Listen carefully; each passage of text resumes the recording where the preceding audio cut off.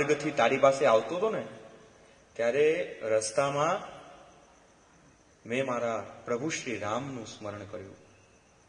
બાર બાર રઘુવીર સમહારા તો બાલ બાલ રઘુવીર સમહારા. ખૂબ જ સુંદર વાત શ્રી હનુમાનજીએ કરી કે બાર બાર રઘુવીર સમહારા તો બાલ બાલ રઘુવીર સમહારા. કે મેં બાર બાર મારા પ્રભુ શ્રી રામનું સ્મરણ કર્યું અને મારા પ્રભુ શ્રી રામ એટલા કૃપાળુ છે, એટલા દયાળુ છે કે મારા બાર બાર સ્મરણથી મારા બાલ બાલની રક્ષા કરી. મેં તો સ્મરણ મારા રામનું કર્યું અને મારા રામ એટલા દયાળુ, એટલા કૃપાળુ છે કે મારા રામે મારી રક્ષા કરી છે. તો જેટલું ભગવદ નામ, આપણે ઘણી વખત ખોટી વ્યર્થની ચિંતાઓ કરતા હોઈએ છીએ, ખોટી ઉપાધિઓને આપણે આપણા માથા ઉપર મૂકતા હોઈએ છીએ.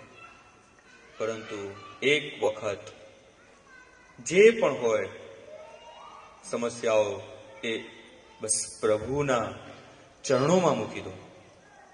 એક વખત તમે નિવેદન કરી જુઓ, એક વખત પ્રભુના ચરણોમાં પડો, એક વખત પોતાના મુખથી કહો કે પ્રભુ આ જે પણ થઈ રહ્યું છે એ આપની કૃપાથી થઈ રહ્યું છે.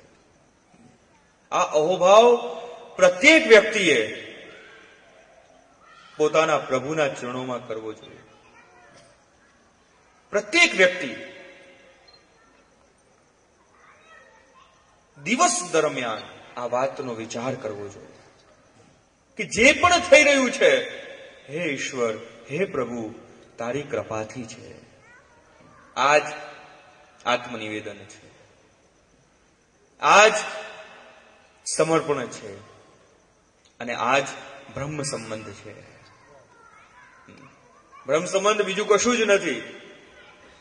આવો ભાવ, આવો સરળ ભાવ આપણે આપણા હૃદયમાં સ્વીકારી લેવો. ઘણાને બહુ હવો હોય એટલે બ્રહ્મ સંબંધ એટલે તો બસ થઈ ગયું, પતિ જ જાય.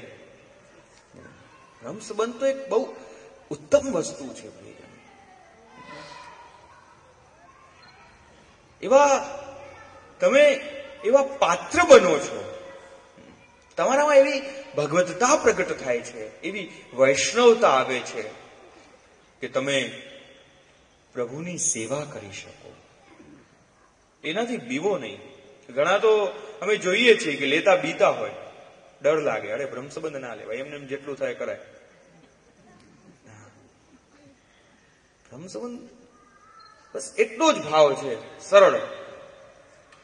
ખાલી એટલો જ વિચાર આપણે આપણા મનમાં કરવાનો છે કે હે પ્રભુ, હું જે પણ કાંઈ છું એ બસ તારી કૃપાથી છું. આ જ બ્રહ્મ સંબંધ છે. અને એ ભાવ ગુરુની કૃપાથી, શ્રી વલ્લભની કૃપાથી આપણા હૃદયમાં પ્રગટ થાય છે અને આપણે સેવાપયોગી દેહ પ્રાપ્ત થાય છે. તો આજના આ વિરાટ સત્સંગની અંદર મને ખૂબ જ આનંદ છે.